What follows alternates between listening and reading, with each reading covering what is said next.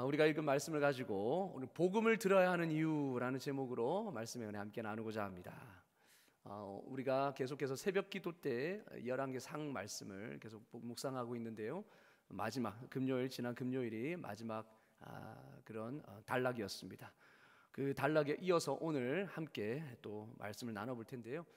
열왕기 상이라든지 또 역대 상하라든지 이스라엘의 역대 그 이야기를 쓴 그 성경을 보면 항상 마지막에는 그 왕에 대한 평가로 끝이 납니다.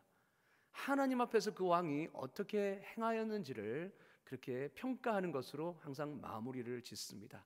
오늘도 보니까 이 두 왕에 대한 하나님의 평가가 나오는데요. 바로 남유다의 여호사밧 왕과 북이스라엘의 아하시야 왕입니다. 그런데 이 둘이 평가가 너무나도 대조적, 극과 극으로 대조가 됩니다. 한 명은 가지치기가 필요한 상태였고 또 한 명은 아예 방향 전환이 필요한 상태임을 볼 수 있습니다. 첫 번째, 우리 가지치기가 필요한 사람 여호사밧에 대해서 우리가 한번 살펴보고자 합니다. 남유다의 여호사밧 왕은 하나님 앞에 정직히 행했던 선한 왕이었습니다. 선한 왕, 다윗 이래로 선한 왕이 몇 안 되지요. 우리가 손으로 꼽을 수 있을 만큼의 몇 안 되는 왕 중에 하나가 여호사밧 왕입니다.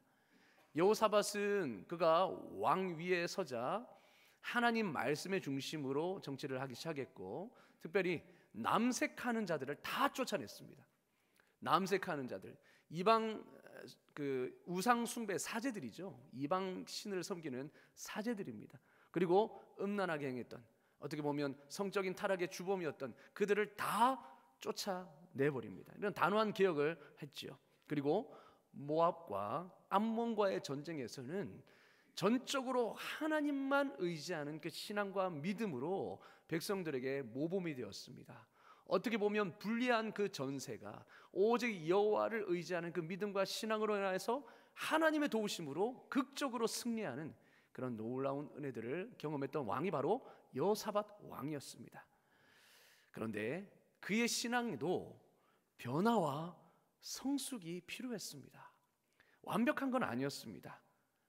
무엇이 부족했느냐? 무엇이 변화와 또 성장이 필요했느냐? 바로 첫 번째, 산당을 폐하지 않았다라는 겁니다. 오늘 말씀해 보니까 여호사밧이 산당은 폐하지 아니하였더라 이렇게 말하고 있죠. 한 가지 흠을 말해주고 있습니다. 여러분, 산당을 폐한다는 것이 무슨 의미가 있을까요? 유다 백성들은 예루살렘 성전에서 예배를 드려야 했습니다. 솔로몬 시대 때 이제 예루살렘에 성전을 짓죠. 그 전에는 성전이 없었기 때문에 성막에서 그죠? 제사를 드리고 예배를 드렸고 또 간혹 가다가 산당에서 그렇게 제사를 드리곤 했습니다. 그러나 이제 예루살렘 성전이 지어지고 난 후에 모든 예배는 거기서 드려야 했습니다. 왜냐하면 정통성을 가진 레위 지파 제사장이 그 예배를 집도하고 제사를 집도했죠. 그렇기 때문에 율법대로 하나님이 말씀하신 대로 모든 예배가 거기서 진행될 수 있었던 겁니다. 자, 하지만 산당은 산 위에 지은 그런 제단 아닙니까? 산당은 자기 마음대로 자기가 가가지고 개인적으로 예배를 드리는 곳이에요. 그러다 보니까 예배가 변질된 위험이 있었다는 것입니다. 제사장의 주도하에 하나님의 말씀대로 진행되는 예배가 아니라 자기 마음대로 드렸던 예배이기 때문에 예배가 생략될 수도 있고 또 거기다가 잘못된 신앙이 첨가될 수도 있는 거죠. 그러다 보니까 이방 신앙의 혼합주의적인 그런 신앙들이 이 산당을 통해서 퍼지기 시작한 겁니다. 그러니까 산당이 우상 숭배의 근거지가 되었던 거죠. 자, 그래서 이 산당을 폐하지 않으면 여호와 중심의 순수한 여호와 신앙을 세우기가 힘들었던 것입니다. 그래서 혼합주의 종교를 없애고 여호와 중심의 순수한 그 신앙을 세우기 위해서는 모든 산당을 없애야 했습니다. 그런데 당시 이 산당이라는 이것은 백성들에게 너무나 만연되어 있었기 때문에 사회적 저항이 큰 그런 과제였습니다. 여러분, 사회적 저항이 예상되는 어려운 과제였다는 것입니다. 여러분, 예를 들면 우리나라에 어떻게 보면 정치를 하는 대통령이 가장 건들기 힘든 분야가 무엇이겠습니까? 저는 교육이라고 생각합니다. 교육 한번 잘못 건드리면 어떻게 됩니까? 욕을 그냥 바가지로 얻어먹죠. 왜냐? 그 교육만큼 학부모들이 민감해하는 부분이 없습니다. 지금 중3 지금 있는 중3들이 이제 교육 과정이 바뀌는 바람에 또 대학 입시도 바뀌죠. 그러니까 이만큼 예민합니다. 왜냐? 입시가 바뀌면 또 거기에 따른 준비가 다 바뀌어야 되기 때문에 또 교육에 대한 어떻게 보면 그런 과열이 있는 우리나라에서는 이 교육 정책 한번 잘못 폈다가는 욕을 바가지로 얻어먹습니다. 그러니까 한번 손대기가 쉽지 않은 거죠. 그러니까 이 여호사밧도 이 이스라엘 상황도 이랬던 겁니다. 산당이라는 게 너무 백성들 가운데 팽배해 있었기 때문에 건드리는 게 쉽지 않았던 거죠. 그래서 이런 위험 부담이 있는 산당은 개혁하지 않았습니다. 어떻게 보면 타협했다고 볼 수 있죠, 여호사밧은. 자, 그래서 이 문제는 고질적으로 계속되다가 나중에 히스기야와 요시야 때에 비로소 척결 작업이 이루어지게 됩니다. 자, 이렇게 연약한 부분이 있었고요. 두 번째 연약한 부분이 뭐냐면 여호사밧은 관계로 인해서 신앙의 정체성이 흔들리고 있었습니다. 관계 문제 때문에. 끊어내야 할 관계를 끊어내지 못한 것 때문에 신앙의 정체성에 문제가 생기기 시작했습니다. 여호사밧에게는 북이스라엘과 혼인 동맹을 맺은 것이 나중에 올무가 됩니다.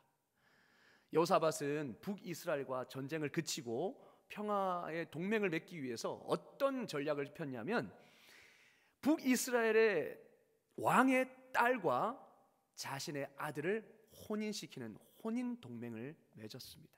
근데 그 딸이 누구냐? 며느리로 받은 그 딸이 누구냐?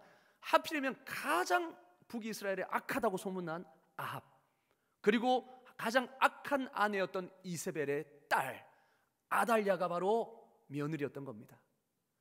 그러니까 이 며느리를 들여서 이게 혼인 동맹을 맺다 보니 이어질 수밖에 없었죠. 북이스라엘과 계속해서 관계를 맺을 수밖에 없는 겁니다. 근데 북이스라엘과 관계를 맺다가 죽을 뻔한 적이 여러 번입니다, 여호사밧이. 그리고 아달랴, 나중에 훗날 며느리 아달랴 때문에 다윗 가문이 끊어질 위기에 처하게 됩니다. 열왕기하 11장에 보면 이 아달랴가 자신의 아들 아시야가 죽자 왕의 자손을 모두 멸절하고 자기가 왕이 되어 섭정왕이 되어서 다스립니다. 왕이 될 만한 그 다윗의 후손들을 다 죽이는 겁니다. 자기가 왕이 되려고. 그런 위험에 처합니다. 나중에 겨우겨우 요아스만 남아서, 요아스만 하나님께서 은혜 주셔서 요아스만 살아남게 하셔서 나중에 요아스가 왕이 다시 되죠. 그래서 다윗의 가문을 계속 잇습니다. 근데 마치 이런, 어떻게 보면 이런 그 동맹 관계 때문에 이 남유다가 위험에 처할, 신앙적으로나 정치적으로나 위험에 처할 그런 위기에 처해 있었던 것이죠. 이 관계로 인해서 신앙의 정체성이 흔들릴 만큼의 그런 악영향을 받았음에도 단호하게 그 관계를 끊어내지 못했습니다. 이렇듯 여호사밧은 하나님을 경외하며 섬기는 왕이었지만 신앙적으로 가지치기가 필요했습니다. 여러분, 지혜 있는 사람들이 훈계와 책망받기를 좋아하죠. 기뻐하죠. 오히려 어리석은 자는 책망을 하면 그 사람을 미워하고 오히려 공격합니다. 그러나 진짜 지혜 있는 자들은 책망하고 훈계받으면 기뻐합니다. 자신에게 도움이 되니까요. 잠언 9장 8절이 그렇게 말하고 있지 않습니까? 마찬가지로 우리 믿는 자들은 열매 맺는 가지는 가지치기를 해야 더 풍성한 열매를 맺을 수 있습니다. 참 포도나무이신 예수님은 요한복음 15장에서 포도나무 비유를 드시면서 이렇게 말씀하시죠. 열매를 맺지 않는 가지는 다 잘라다가 불사를 것이고 열매를 맺는 가지는 더 열매를 맺게 하려 하여 그것을 깨끗하게 한다, 이렇게 말합니다. 깨끗하게 한다가 바로 가지치기를 하는 거죠. 그러니까 열매를 맺는 가지는 더 풍성한 열매를 맺게 하기 위해서 가지치기의 은혜가 임하는 것입니다. 여호사밧도 가지치기의 은혜로 잘못을 깨닫게 됩니다. 여호사밧은 말년에 아합의 아들 아시야와 교류를 합니다. 하지만 에시온 게벨이라는 곳에서 배가, 금을 싣는 그 배가 파손이 되게 됩니다. 근데 이거를 누가 예언을 했냐면 미리 여호사밧에게 엘리에셀이라는 선지자가 예언을 합니다. 네가 만약 악한 저 아시아와 교류를 하게 되면 분명히 배가 파손되는 그런 심판을 받게 될 거다. 경고를 받게 됩니다. 근데 그 경고대로 실제로 그 일이 일어나게 돼요. 그거를 통하여서 여호사밧은 그제서야 깨닫게 됩니다. 아, 이 동맹이 하나님이 싫어하시는 동맹이구나. 그래서 그 동맹을 가감하게 거절하죠. 어떻게 합니까? 아시아가 도움을 요청했을 때 가감하게 단호하게 거절합니다. 오늘 말씀에 나오죠. 그러니까 이런 하나님의 가지치기의 은혜를 통하여서 좀 더 변화되고 성숙하게 된 겁니다. 성장하게 된 거죠, 여호사밧이. 여러분, 이처럼 믿는 우리들도 예수님을 믿었다고 끝난 것이 아닙니다. 여호사밧도 비록 하나님 앞에서 선한 왕이었지만 변화와 성숙이 필요했던 연약한 부분이 있었죠. 우리도 마찬가지입니다. 우리도 예수님을 믿지만 그게 끝이 아닙니다. 천국 가는 티켓 얻었다고 그게 끝입니까? 아닙니다. 우리는 예수님 닮아가는 성화의 과정을 걸어야 하는 거죠. 주님의 형상을 온전히 회복하기까지는 여전히 연약한 부분이 있고 고쳐야 할 부분이 있습니다. 여러분, 그렇지 않습니까? 내가 예수 믿지만 몇십 년 신앙생활 해오지만 아직도 끊지 못한 습관이 있는 겁니다. 악한 생각이 있는 겁니다. 우리는 변해야 될 필요성이 있는 것이죠. 바울도 자신이 여전히 성장해야 하는 사람임을 고백합니다. 빌립보서 3장 12절에 이렇게 말하죠. 내가 이미 얻었다 함도 아니요 온전히 이루었다 함도 아니라. 바울과 같은 사람도, 우리가 믿음의 모범으로 보이고 삼고 있는 바울과 같은 사람도 내가 온전히 이룬 것이 아니다. 이 땅에 사는 동안 여전히 나는 이룰 것이 남아있다 이야기합니다. 그러면서 13절에 이렇게 말합니다. 형제들아, 나는 아직 내가 잡은 줄로 여기지 아니하고, 잡은 줄로 여기지 않는다. 14절에 표대를 향하여, 아직 나에게는 표대가 남아있어. 그리스도 예수 안에서 하나님이 위에서 부르신 부름의 상을 위하여 오늘도 지금도 달려가노라. 이렇게 고백합니다. 여러분, 이것이 우리 모두의 고백인 줄로 믿습니다. 아멘. 그렇기에 믿는 우리는 하나님 앞에서 가지치기의 은혜를 입어야만 합니다. 버려야 될 것들은 버리고, 과감히 쳐내야 될 것들은 쳐내고, 내려놓아야 될 것들은 내려놓는 그런 은혜가 필요하다는 거죠. 그래야만 우리 안에 변화와 성숙이라는 더 풍성한 열매가 맺히게 되는 것입니다. 그러기 위해서는 여러분 반드시 선행되어야 될 것이 있는데 뭐냐? 그것은 바로 복음을 들어야 한다는 것입니다. 계속적으로 우리가 가지치기의 은혜가 임하기 위해서는 계속적으로 복음을 들어야 하는 것입니다. 죄를 깨닫게 하고 죄를 돌이키게 하는 그 복음의 말씀을 우리는 계속 들어야 합니다. 믿지 않는 사람만 복음이 필요한 것이 아니라 믿는 우리에게도 복음이 필요한 겁니다. 그래야 가지치기가 제대로 될 수 있습니다. 그래야 영적 성장이 이루어질 수 있습니다. 사도 바울은 목회자였던, 그 당시 목회자였던 디도라는 사람에게 편지를 씁니다. 그게 디도서인데요, 디도는 지금으로 말하면 한 교회를 담임하고 있는 목사였습니다. 자, 이 디도라는 목사에게 바울이 편지를 쓰는데 어떤 권면을 거기서 하냐면 성도들에게 복음을 지속적으로 가르쳐라 이렇게 말합니다. 복음을 지속적으로 전해라 이렇게 이야기합니다. 예전에 너희가 어떤 존재였고 그런 너희가 어떤 은혜를 받았는지 계속해서 가르쳐라 이렇게 이야기합니다. 그러면서 디도서 3장 3절에 이렇게 말합니다. 우리도 전에는 어리석은 자요, 순종하지 아니한 자요, 속은 자요, 여러 가지 정욕과 행락의 종노릇한 자요, 악독과 투기를 일삼은 자요, 가증스러운 자요, 피차 미워한 자였으나. 우리가 복음을 듣기 이전에, 우리가 구원받기 이전에 우리의 상황이 어땠는지를 보여주죠. 여러분 어떻습니까? 어리석은 자였고 하나님께 대항하던 자였습니다. 순종하지 않고 하나님을 대적하던 자였습니다. 그러니까 구원을 받을 만한 자격이 없는 사람이었다는 거죠. 복음은 내가 원래 어떤 자였고 어떤 형편에 있었는지를 기억하게 합니다. 깨닫게 합니다. 그래서 나는 은혜를 입을 자격이 없는 절망적인 상황, 전적인 부패, 전적 타락의 존재임을 복음은 말하고 있습니다. 은혜에 철저하게 소외됐던 자, 이게 바로 원래 우리였던 거죠. 죄로 죽었던 너희를 살리셨도다 했을 때처럼 죄로 죽은 자였습니다. 그런데 어떤 일이 일어났느냐, 복음을 보니까 이렇게 말합니다. 우리 구주 하나님의 자비와 사람 사랑하심이 나타나실 때에, 이렇게 절망 가운데 죽을 수밖에 없는, 지옥행으로 갈 수밖에 없는 우리에게 우리 구주 하나님의 자비와 사람 사랑하심이 나타나셨다, 이렇게 얘기합니다.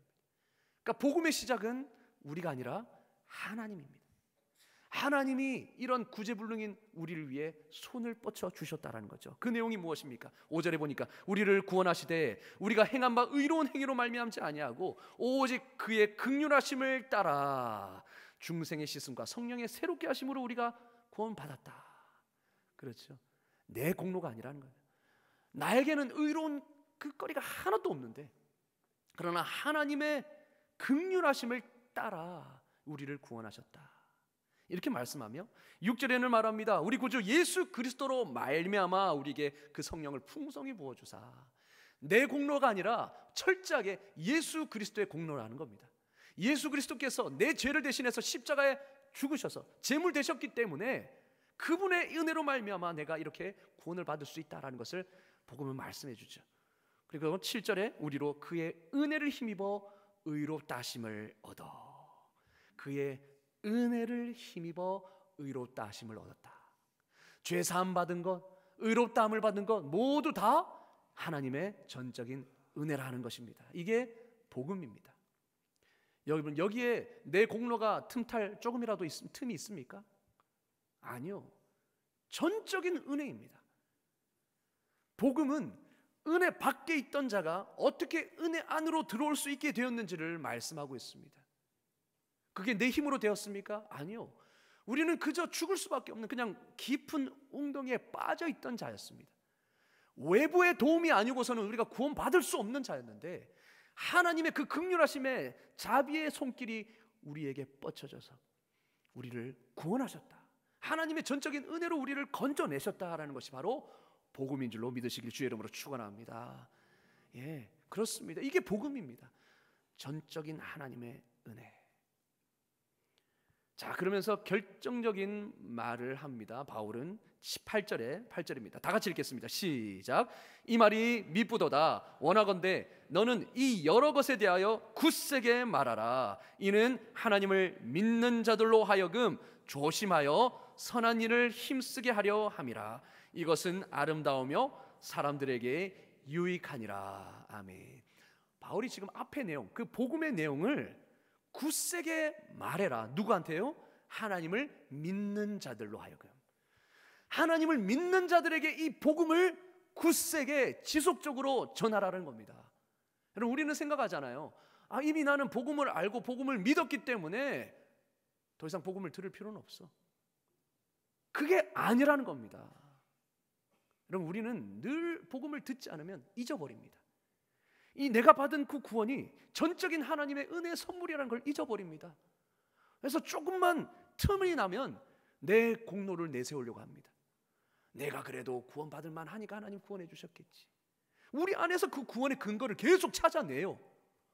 그러니 어떻게 합니까? 교만으로 이어집니다. 남들을 판단합니다. 너는 자격도 안 되는 놈이 교회 와가지고, 이런 식으로 판단하고 남을 심판하죠. 그래서 말합니다. 이 여러 것에 대해서 굳세게 말하라. 이는 하나님을 믿는 자들로 하여금 조심하여 교만하여 경거망동하지 않게 하여 선한 일을 힘쓰게 하려 함이라.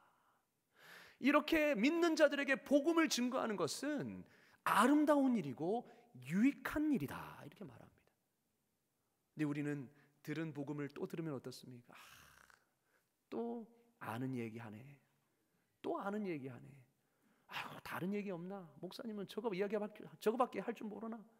이렇게 생각할 수도 있다는 거죠. 여러분, 우리는 이미 알고 있다고 해서 너무 그거를 당연시하고 더 들으려고 하지 않습니다. 근데 바울은 이렇게 말합니다. 복음 안에는 그 은혜의 비밀이 너무나 커서 파면 팔수록 깊고 넓다, 이렇게 이야기합니다. 그러니까 복음은 들어도 은혜가 되는 것입니다. 그래서 믿는 자들이 교만해지지 않고 더 겸손한 마음으로 선한 일을 감당하게 하기 위해서 복음을 지속적으로 들어야 한다, 이렇게 말씀합니다. 여러분, 복음을 제대로 깨닫고 복음을 제대로 알기만 해도 사람은 변하게 되어 있습니다. 아멘. 복음을 제대로 깨달으면 변할 수밖에 없습니다. 이게 바로 믿는 자도 여전히 복음을 들어야 하는 이유입니다. 바울은 로마서 서두에도 똑같이 이렇게 말합니다. 로마서 1장 15절에 그러므로 내가 할 수 있는 대로 할 수만 있으면 로마에 있는 너희에게도 복음을 전하기를 원하노라. 자, 로마서는 로마에 있는 교회에 편지를 쓴 겁니다. 그러면 그 편지의 수신자가 이미 예수님을 믿고 있는 사람들입니까? 아니면 불신자들입니까? 믿고 있는 사람들이죠. 그런데 지금 보십시오. 로마에 있는 너희에게도 뭐를 전하기를 힘쓴다고요? 복음 전하기를. 믿는 자에게도 복음 전하기를 내가 힘쓴다. 그래서 할 수만 있으면 너에게 복음을 전하기를 원한다, 이렇게 이야기합니다. 로마의 수신자는 이미 그리스도인이 된 로마 교회 성도들이었습니다. 그런데도 그렇게 말합니다. 이 말은 무슨 말입니까? 복음이라는 것은 복음을 듣지 못한 사람한테도 필요한 말씀이지만 이미 복음을 들어 알고 믿고 있는 자들에게도 꼭 필요한 말씀이다 하는 것입니다. 복음을 제대로 깨달아야 삶이 변합니다. 그래야 신앙이 더 성숙해지고 풍성히 열매를 맺을 수 있습니다. 여러분, 복음은요, 우리 안에 교만할 거리를 조금도 허락하지 않습니다. 왜냐? 처음부터 끝까지 누구의 은혜입니까? 하나님의 은혜이니까요. 나 대신 내가 죽어야 할 그 죽음의 형벌을 아들 예수 그리스도께서 다 받아내신 것입니다. 그분은 죄가 없으신 분이신데도 우리 때문에 우리를 구원하시려고 하늘 영광 버리시고 이 땅에 오셨습니다. 하나님은 가장 사랑하시는 그 아들을 우리에게 내어주시기까지 하면서 우리를 구원해내기를 기뻐하셨다 하는 것입니다. 그러니 내 안에 뭐를 자랑할 게 있겠습니까? 내가 잘나서 구원받은 게 아니라 전적으로 하나님이 나를 긍휼히 여기셔서 나를 사랑하셔서 구원하셨다라는 건데, 하나님이 나를 사랑할 근거가 나에게 있습니까? 아니요. 내가 원수 되었을 때에 그렇게 하셨다 합니다. 나에게 사랑받을 거리가 아무것도 없는데 주님이 사랑이시기 때문에 그렇게 하신 겁니다. 그러니까 전적인 하나님의 은혜이니 우리가 교만이 거기에 틈탈 틈이 어디 있겠습니까? 오직 하나님의 은혜, 예수님의 십자가 공로뿐이죠. 그러니 그저 겸손히, 그저 감사히, 그저 주님 은혜 주시니 감사합니다 찬양할 수 있을 뿐인 겁니다. 우리가 구원을 위해서 뭔가 행한 것은요, 그저 죄를 짓는 일밖에 없었습니다. 그런데 주님이 다 하셨죠. 그리고 복음은요, 우리 안에 죄가 들어올 틈을 남겨두지 않습니다. 왜냐? 이 죄 때문에 누가 죽으셨습니까? 사랑하시는 예수 그리스도께서 내 죄를 위해 십자가에 달려 그 끔찍한 고통과 모욕과 모든 수치를 당하셨다는데, 내 죄 때문에 그렇게 됐다는데 내가 어떻게 감히 죄를 다시 쉽게 지을 수 있습니까? 그러니까 복음을 들으면 들을수록 우리는 죄에 대해 민감해질 수밖에 없고 죄를 대적할 수밖에 없는 거죠. 복음은 바로 우리에게 이런 역할을 합니다. 교만을 빼앗고 교만을 제거하고 우리 안에 죄악의 모든 연약함을 제거하는 거죠. 그런데 복음을 들어도 제대로 깨닫지 않으면요, 제대로 복음을 우리가 깨닫지 않으면 우리는 믿는다고 하면서 공동체 안에서 늘 싸웁니다. 늘 다툽니다. 늘 판단이 일어납니다. 내 안에는 아직 남아있는 그 옛 죄악의 습관이 살아 꿈틀거려서 상처를 줍니다. 남을 판단하고 자신을 내세웁니다. 여러분, 예수님의 12제자가 그러지 않았습니까? 누가 크냐? 내가 더 크다. 내가 수제자다. 이렇게 하지 않았습니까? 복음을 제대로 모르니까.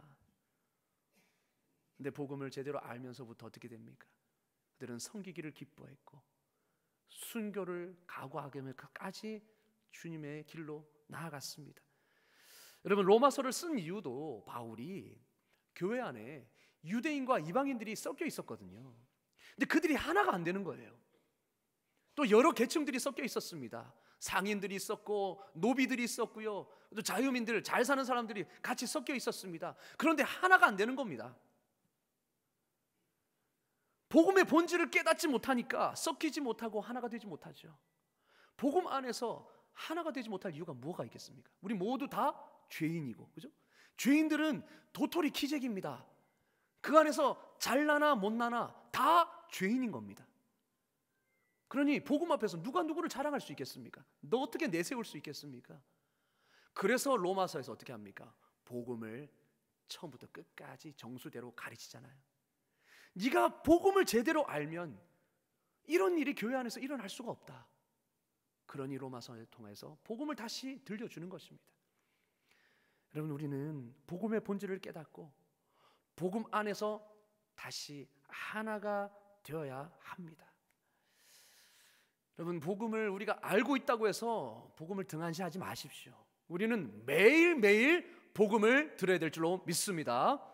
아멘. 가지치기를 통하여서 더 풍성한 신앙의 열매를 맺기 위해서 우리는 복음을 들어야 합니다.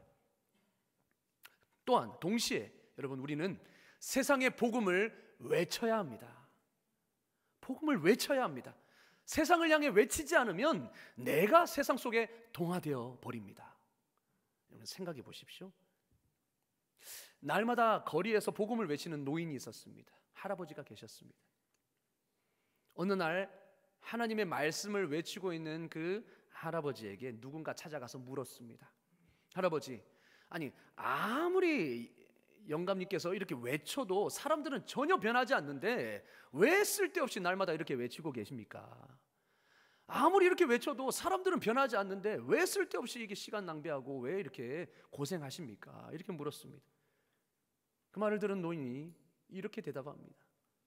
나는 그들이 나를 변질시키지 못하도록 계속 외치고 있는 거라네. 세상이 나를 변질시키지 못하도록 나는 세상을 향해 계속 외치고 있는 거라네. 내가 침묵하고 외치지 않으면 세상에 있는 내가 오히려 세상에 동화되어 버릴까 봐 발버둥 친다라는 겁니다. 세상을 향해 외치면서. 여러분, 우리는 세상 속에 살면서 자신도 모르게 세상 사람을 닮아가고 있습니다. 생각해 보십시오. 입을 다물고 있으면요, 듣기만 하면요, 나도 그렇게 생각해요. 가치관과 생각이 그렇게 따라갑니다. 저거 아닌데 하면서 그런 마음은 있지만 입을 다물고 계속 듣다 보면 그렇게 동화되어 간다는 것입니다. 그러나 그 자리에서 담대하게 내 생각을 말하면요, 그 생각이 지켜지는 겁니다. 내 안에서 신념이 지켜지는 겁니다. 말하지 않고 듣고만 있으면 정말로 끌려갈 수밖에 없어요. 하지만 성령의 담대함을 가지고 하나님의 복음을 듣든지 아니 듣든지 외치면 세상도 구원하고 나도 구원하게 될 줄로 믿습니다. 아멘. 내가 만약 담대하게 외치기를 거부하면 세상도 구원하지 못할 뿐만 아니라 나도 구원하지 못하는 것입니다.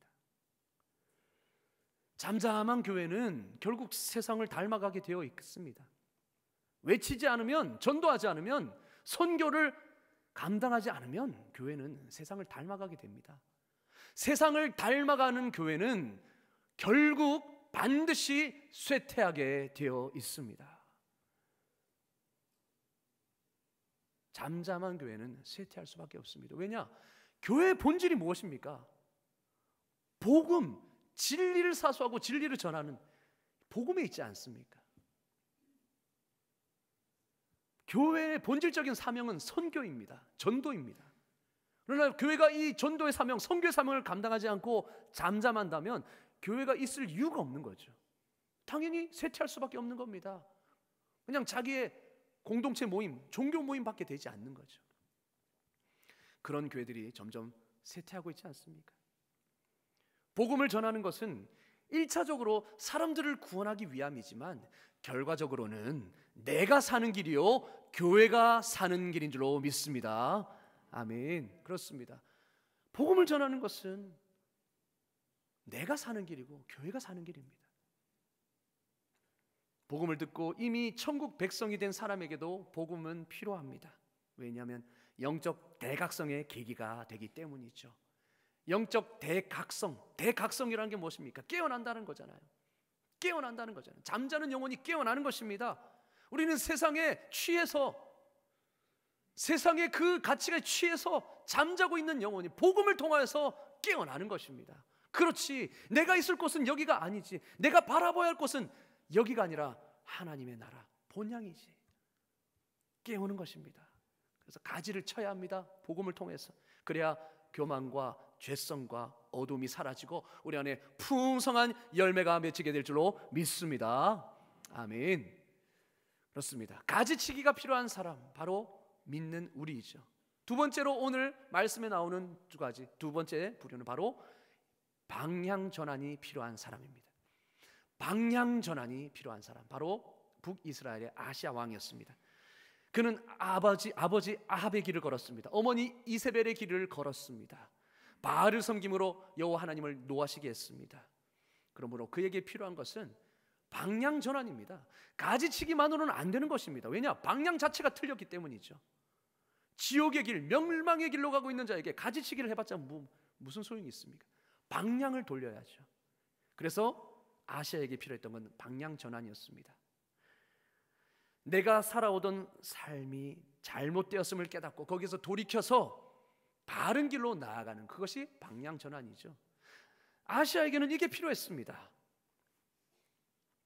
그런데 아시아는 끝까지 방향 전환하지 않으므로 심판의 길을 걸을 수밖에 없었죠. 멸망의 길을 걷는 것입니다.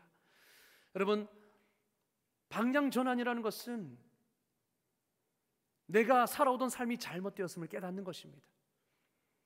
내가 하나님 앞에서 철저하게 죄인임을 깨닫는 것입니다. 그래서 나에게는 구원 얻을 방법이 조금도 없다라는 것을 깨닫고 구원을 위해 오직 예수 그리스도만을 붙잡고 의지하는 것입니다. 이게 회개입니다. 이게 터닝입니다. 돌아서는 것이죠. 사도 바울은 우리도 전에는 어리석은 자였다, 우리도 그래서 하나님을 완전히 등지고 살았던 인생이다 라고 말합니다. 마치 아시아처럼요. 하지만 하나님의 긍휼하심을 따라 구원을 받은 것이죠. 그러니까 하나님의 부르심 앞에 방향 전환을 할 때에, 즉 회개할 때에 지옥의 길에서 천국의 길로 인생이 바뀌는 것입니다. 그런데 아시아처럼 방향을 전환하지 않으면 결국 기다리는 건 영원한 죽음뿐입니다. 길을 잘못 들었다면 아무리 그 길이 뻥 뚫린 대로라 할지라도 유턴을 해야 됩니다. 그렇죠? 방향 전환을 해야 제 길로 돌아올 수 있는 겁니다. 근데 복음은 그 길을 알려주는 것입니다.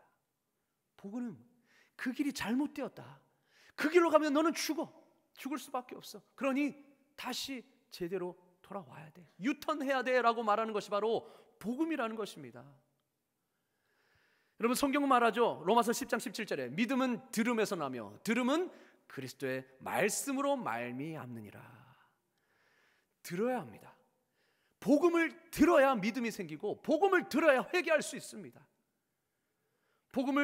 그래서 모든 사람들은 복음을 들어야 합니다. 여러분, 수많은 사람들이 하나님 없이 내 힘과 내 의지로 구원을 이루려고 그렇게 살아갑니다. 여러분, 진정한 지식에 도달하면 구원을 얻을 수 있을 거라 생각하고 최선을 다해 힘써 노력하고 사람들 피해주지 않고 악한 일을 하지 않으면 구원에 이룰 수 있을 거라 생각합니다.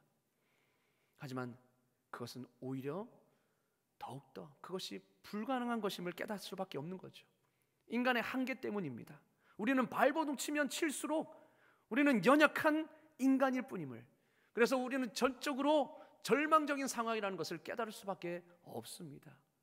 우리에게 지혜가 있습니까? 하나님의 지혜에 어떻게 견줄 수 있겠습니까? 아무리 최선을 다해 노력한다 할지라도 우리 안에는 악한 죄성이 남아있기 때문에 여전히 이기적이고 자기중심적으로 살 수밖에 없는데요. 그러니 발버둥 치면 칠수록 절망적인 상황이라는 것밖에 깨닫지 못합니다. 가능성도 없고 방법도 없고 그런 절망적인 상황에 있는 우리에게 누가 먼저 손을 뻗쳐 주셨습니까? 하나님이. 하나님이 먼저 손을 내밀어 주셨습니다. 하나님이 내밀지 않으시면 우리는 구원을 얻을 방법이 없었던 것입니다. 이것을 깨닫게 하는 것이 복음입니다. 애초부터 불가능했던 내 행위와 노력의 방법이 아니라 하나님 편에서 예수님을 통해 이미 다 이루어 놓으신 구원을 믿는 자에게 은혜로 값없이 선물로 주신다는 것, 이게 구원이죠.